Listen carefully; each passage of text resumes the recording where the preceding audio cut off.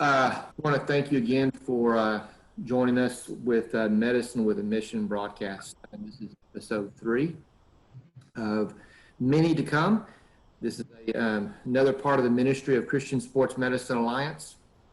And today we are joined with Latamara Fry, and she's going to be sharing with us here in a few minutes about her and her setting and where she is, and about faith in Christ and all that entails in that. But first, I just wanted to really kind of touch base. I did talk about this in the first 2 episodes of this, but noticed at the very end of our interviews, I was always asking, what is the athletic trainer's life verse? What is that verse or verses or story in the Bible that really motivates us, keeps us going, is our mission in life? And I have to say that mine it's changed over the years, but now that I'm really focused on Christian Sports Medicine Alliance and our mission, which the mission of CSMA is to make God known in our profession and through our profession by educating, equipping, and serving. And my life verse now is in Romans 15, 20, 21. And it says, it has always been my ambition to preach the gospel where Christ was not known, so that I would not be building on someone else's foundation. And the reason why is I believe that the sports medicine profession as a whole, the umbrella that we set under as athletic trainers and other people within our profession, PTs, CSCS, orthopedics, any other profession, I really believe that we are an unreached people group. We are CSMA is an organization that is dedicated and passionately dedicated to get the gospel to our profession, make Christ known, present the gospel in a way that is that they can understand it and receive Jesus as their Savior, but also want to encourage and challenge our colleagues in our profession to live out their faith wherever they are, and to also go into the world. Right now, CSMA is actively involved and has been for numerous years, at least 10 years in Belize and in Honduras. We are looking to expand to other countries in Central and South America and the Caribbean and around the world. We're working also with some people in the Holy Land in Israel. We've had communications with some people in Egypt. We've been to the Ukraine, we've been to Kosovo, we've been to the Philippines, we've been to Africa.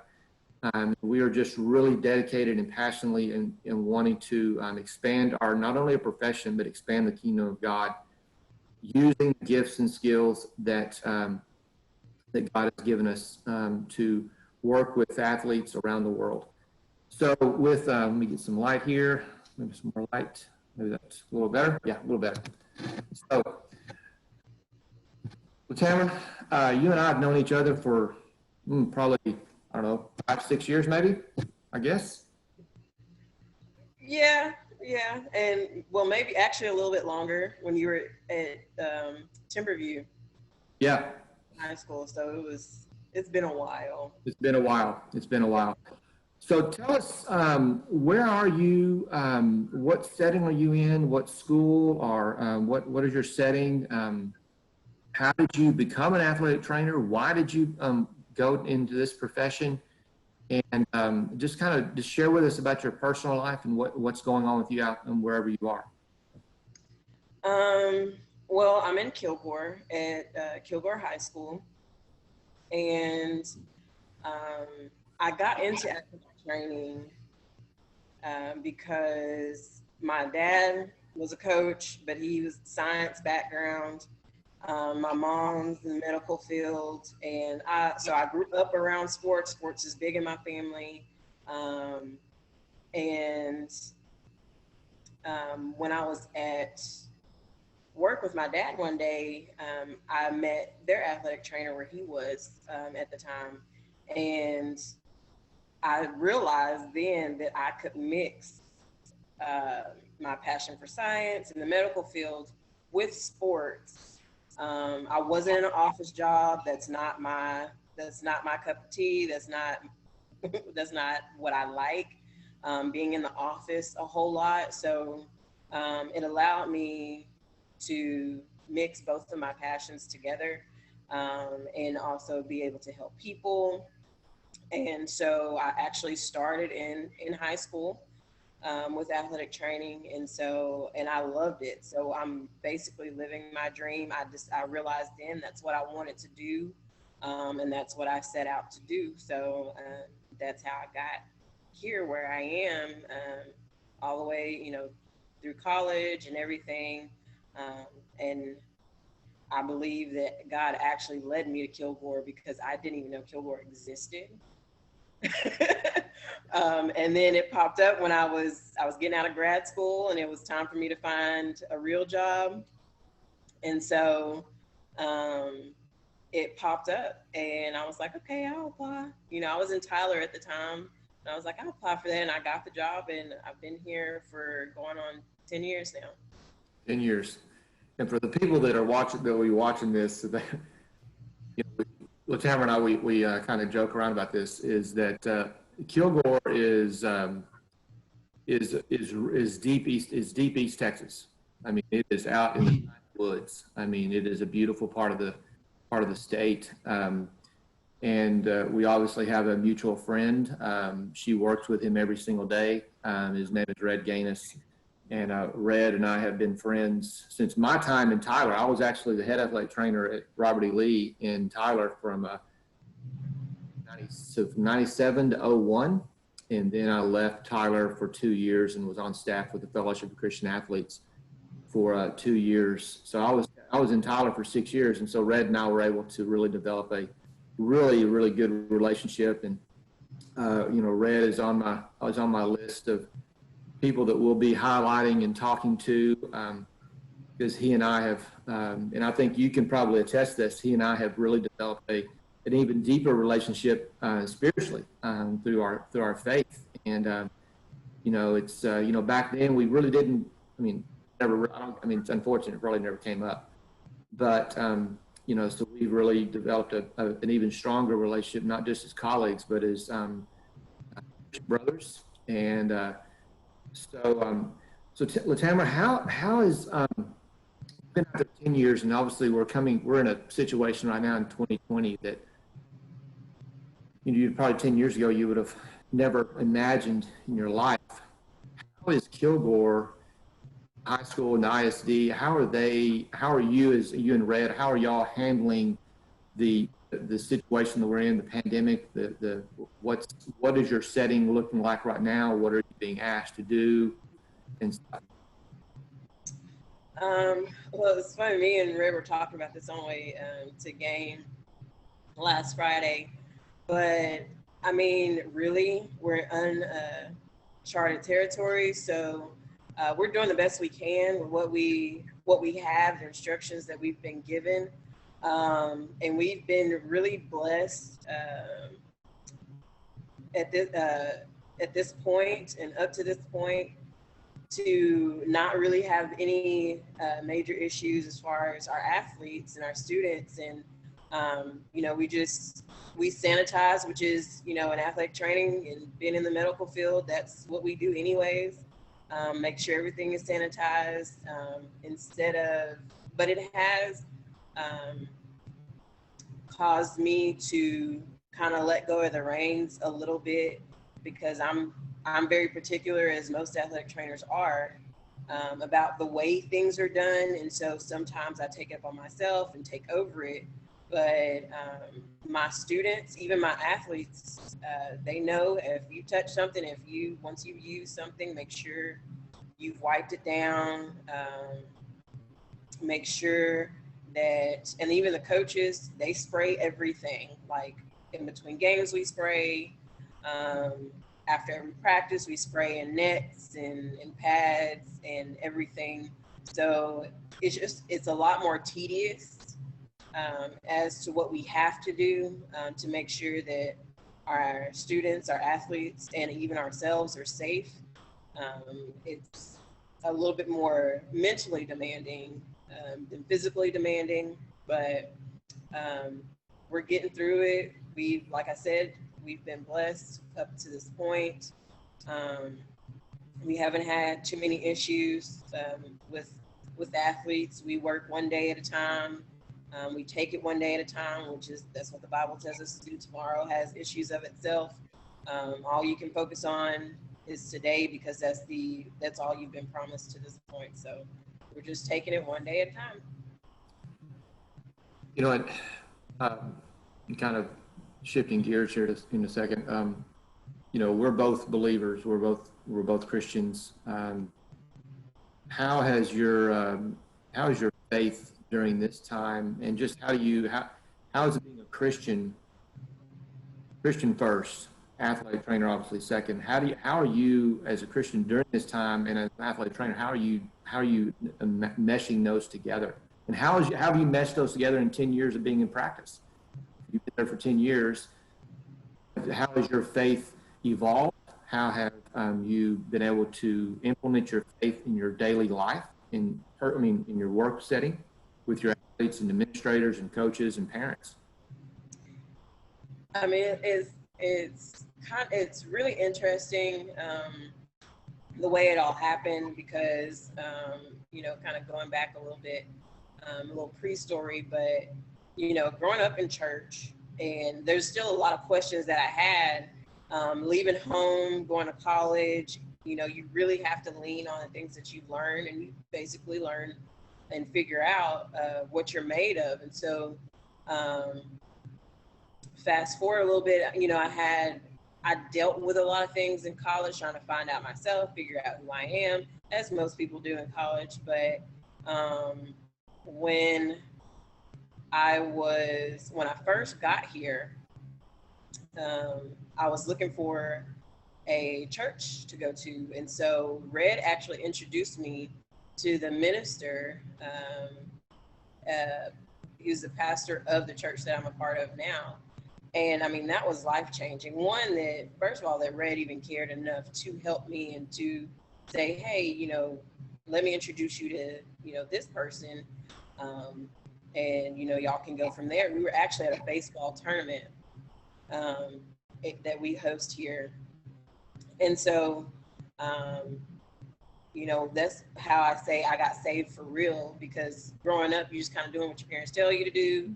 But it became my faith. It became my walk, truly, at that point. And so I realized then, as I matured in my faith, that they're not really separate. It's who you are. And, you know, this is my ministry. It's my marketplace ministry. It's who I am. It's what I do. And God just allows me He's given me the talents and the gift to be an athletic trainer. He's put me in this path to do what He's desired me to do and what He's made me to do. So I really don't separate the two. It's not a mix. It's not a mesh. It's who I am. You know, you minister out of what you're marinated in. And I went through a lot in those teenage, early adulthood years. And so He's using me to help the students that are in that area of their life right now. And so I pray over my training room. I usually try to do it at least weekly. I do it at the beginning of the year, and then I try to, you know, do it again, you know, at least every week, every couple weeks. And I pray over everything in my training room, because everything that I use, I touch, I want to yield. Everything I have is yielded to God, to use as He chooses. And so even when I'm working on a student, they may not know I'm praying over them at the time. I don't get all loud and close my eyes and just, you know, make a big scene out of it. But as I'm working on my students, my student athletes, or whatever it is, you know, I have to do, my big thing is to make sure that, one, when they come in this training room, they know that they're loved. When I'm working with them, when I'm talking to them, I don't want to call them anything that God hasn't called them. And, of course, they're here because, maybe they're ailing in a situation, they got hurt. And, as a high school athlete, you get hurt and you have to go to the training room. Like some days, like for instance, she's a senior, and, she's a pretty good athlete, and she's out right now with an ACL injury. Um, as at her senior year and in one of her senior seasons. And so my big thing, and it was, I've noticed God kind of developing me more in this area, being open, like openly praying for people, praying with them. And of course, I developed that relationship with them so that they know. And, I've talked to her parents so they know who I am, what I stand for, and they appreciate that, because I don't want to push something on someone that they're not willing to receive. And so I just, I told her, I prayed with her when it happened. I sent her a prayer when she had to have the day she had her surgery. So I've asked, especially in this time, God, what do you want me to do? Because I know I have a lot of students who have harmed themselves or in tough home situations. And I don't want to be that person when they come to school that they're like, man, I got to deal with her too. Because, some of them are like that. And so I may be, and I look at the fact that I may be the only Bible that they read. I may be their only, the only example of Christ that they have. And so I don't want to do anything to distort their view of who he is. Are there days when I have a tough day or a bad day or I get quiet or whatever? Of course I do. I'm not perfect by any stretch of the imagination, but that's my goal, and that's how I handle work. I remember last year, one of my coworkers was dealing with. She was pregnant, and she was far in her pregnancy, and her biggest thing was she wanted to carry her baby to term. And she was having a really hard time at work. She was dealing with things. There was complications and all that stuff. And I see her in the teacher's lounge just crying. And I didn't know her that well. I knew who she was. I kind of knew what she was going through. And so God led me to pray with her. I'm like, right here, like I'll pray for her when I'll remember to pray for her tonight. He was like, no, you grab her hand and you pray for her now. And I was like, we in the middle of the teacher's lounge. And so, so it was one of those things. So I did, and she appreciated. She was able to carry her baby to term, and both of them are healthy and thriving now. And so I look at those things like, if you're not in place, who's going to miss out on what? There could be somebody threatening to do harm if you're not on campus. That may be the protection that's keeping something from happening. Mm-hmm. You being in place and in position and praying and being where you're supposed to be when I tell you to be there. And so I take all of that very seriously. And it's really helped me here dealing with students, and it's definitely strengthened my prayer life, dealing with teenagers every day. And dealing with adults every day. I'm not sure which one has strengthened it more, but either way, it could be the same. They're sometimes they act the same. But either way, it's become a lot stronger, and always building. We never stop learning. We never stop growing. One of the things that I love most about my walk with Christ is that I know as long as I'm on earth, I will never stop growing. And I will never stop learning more about him, more about myself, and who he is in me. So, yeah. And I think you say that, and again, we've known each other for a long time, and we probably have never really had this in-depth of a conversation, because typically when we see each other, we're at a conference and we're running around, going to meetings and going to see different stuff. But I'm hoping that people that are not in the profession, especially athletic training, because we can obviously relate to this a whole lot better, will see this, will hear this, will we're always talking about educating our the people that we come in contact with on what athletic trainers do. And I don't think a lot of people really understand the opportunity that athletic trainers have on not just the student athlete. Obviously, that's hopefully they understand that's an obvious, but just the people in general, your teacher, your colleague that you worked with, your administrators, your parents. And I can relate to what you just said so much, especially at my last high school when I was at Timberview. Kids and parents and teachers that, especially students that, didn't have a solid home life. They were struggling at home or struggling in class or struggling with a coach. And they trusted me, listened to them. We developed a relationship, and I am still to this day. And I left Timberview back in 2013. They're some of my closest relationships because of the relationship we had when they were a student athlete and I was their athletic trainer. And they would, a lot of the times it was because they came in with an injury, with, post surgery, or me helping with their rehab, and their rehab was taking a long time.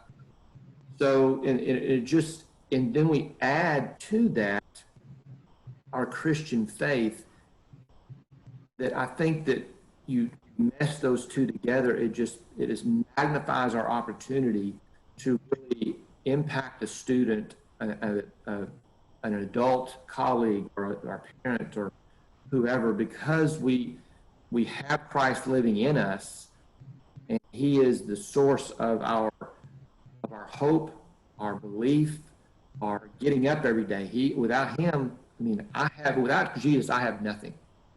I know that's the way that you feel. So a lot of people don't realize that the Christian, that athlete trainers that can mesh their faith together, it is so important.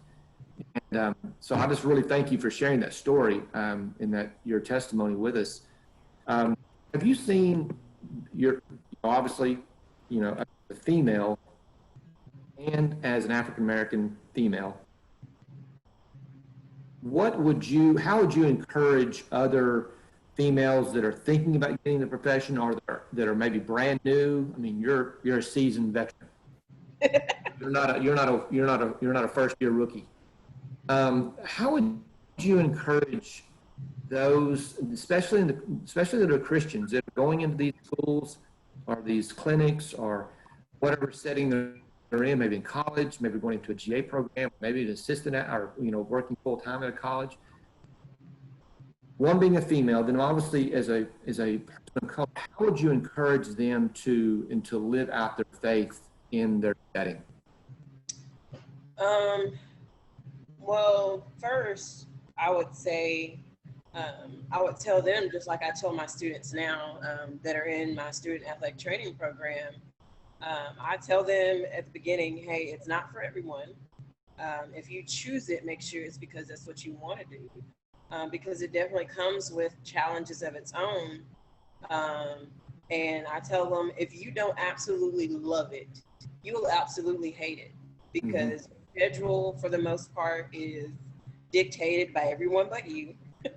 Now you have some leeway depending on where you work and what your administration, what your AD and all that stuff, what exactly is in your contract. But for the most part, if you don't absolutely love it, you'll hate it and you'll burn out fast. Take time for you. I'm still learning that. I struggle with that at times, but you have to, because, if something happens to you, you can't help anybody else if you're down.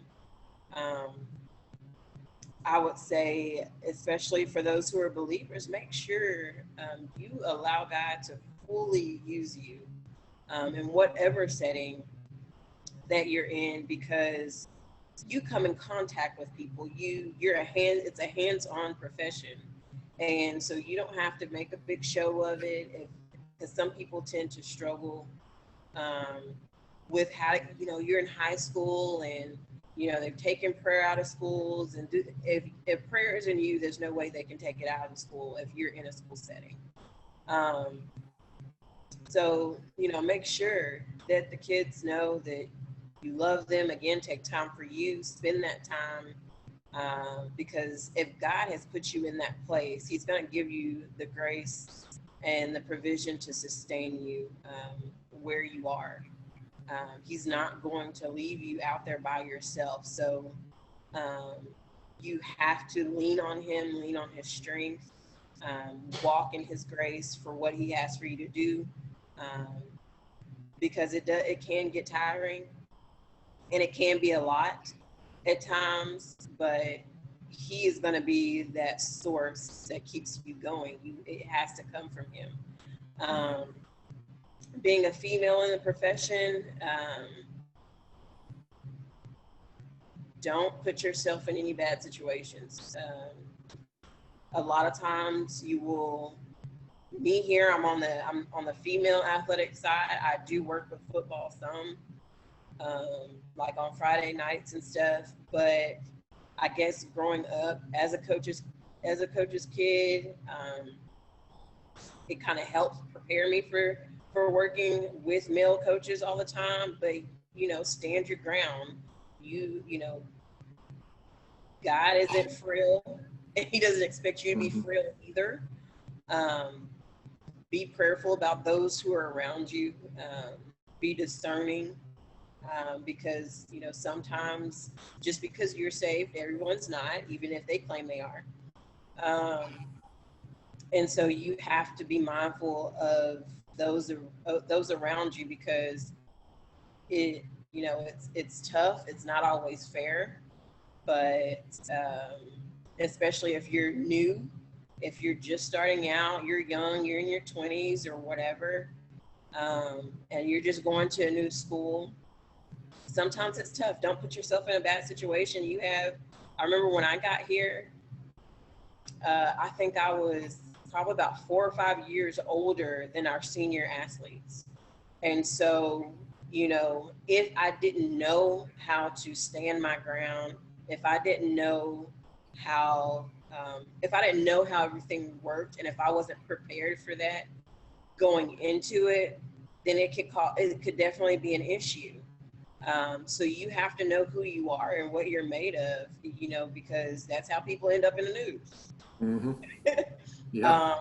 You're around athletes, and I'm a single female at that. And so that comes with, challenges of its own, but you have to know what you're willing to tolerate. And that comes from adults, that goes for adults as well. The adults that you work with, you have to know what you will and won't tolerate. And you have to be able to strongly communicate that and then stand by it. And even in the setting that I'm in, again, we're in Deep East Texas. And so sometimes there are situations where race may come into play, or, somebody may make a comment. For me, my upbringing helped me with that, because I went to Mansfield High Schools, and where I had to deal with that growing up. So I'm not so sensitive about it now. It doesn't mean it doesn't kind of sting at times if somebody says something, out of line. But again, I don't have to answer to anything that God doesn't call me. If that's not what He says of me, I don't have to respond to it. I don't have to answer to that. He's taught me throughout the years how to communicate or how to deal with those things in a professional manner, because at times I have had parents or even other coaches to say things not necessarily with malice, with a malicious intent, that just out of ignorance, to say certain things. And you have to be able to communicate and not get so quickly defensive, because that may not be the intent. and you can lose your ability to minister to them by having the wrong response and responding in anger instead of, okay, God help me, to understand. That's why he tells us, be slow to speak and quick to listen, Mm. because you're not always just listening to what the other people are saying. You're listening to what he's saying about what the other people are saying, because it could, again, be, just, innocent and ignorant, um, not understanding, hey, your words, while you don't mean them that way, the impact comes off a little harsh or whatever the case may be. Right. So I try to be um, more understanding, but as a professional, you have to be professional. You can't always fly off the handle, especially dealing with kids, especially at a time like this when there's a lot of social unrest, um, social injustice, just with elections coming up, and um, just the group of kids that we have here. You have to be able to allow God to word your mouth and use Mm-hmm. you to um, speak what he tells you to say, and not allow flesh and past hurt or whatever the case may be, come up at that time. Because again, that's always a time to minister, whether they want to hear it or not, or whatever the case may be. You can be professional and allow God to use you, because later on they may be like, okay, that made them mad, but you didn't respond that way. What's so different about you? And it opens that door to minister. So always look for those opportunities. If you're looking for ways um, to allow God to use you, if you are allowing God to use you, you'll be fulfilled in what you do, whatever it is that you do. You'll have that fulfillment. It'll keep you going, even when I think I can't go any further. God will have a situation to happen, or he'll have a student come in, because he knows I'll give my all for these kids. They have my heart. I don't always tell them that, but they have my heart, and I don't have to tell them that, because those who are around me all the time, they know it. Um, and so, if you're looking for ways to live for God, if you're looking for opportunities that God has placed in each and every day, you'll be fulfilled, and you'll have that grace to keep going, because He's not going to let you fail, because He can't fail. Yeah. He's not going to allow you to fail at something that He's given you to do. He's purposed you to do. So that would be my encouragement um, to someone starting out, especially if they are a believer in Christ. If you're living for Him, He's not going to let you fail. If you're diligently seeking Him and seeking His heart and everything, He's not going to let you fail. You just have to listen to Him and allow Him to guide you in whatever it is He has you doing, because He knows where you started and He knows where He's taking you. So allow Him to do that through you. That's awesome. Yeah, I think to sum up what you said, it's just, we have to realize that Christ defines us. Our job doesn't define us. Our social status doesn't define us. Christ first defines us. And if we allow Him to define us and to lead us every single day, everything else will go a whole lot smoother. So, Tamara, we're going to end up with the question, what I call the question every day. What is that one verse or verses, or maybe a story, a biblical character that does encourage you, that gives you that strength, that gives you that, gets you up every morning, that thing that you hang your hat on? What is it? What is that verse, like I said, or verses, or maybe a story in the Bible that you go to? This one was it's funny, because my dad would say it all the time. And as I grew up, it really started hitting in adulthood. And it's Colossians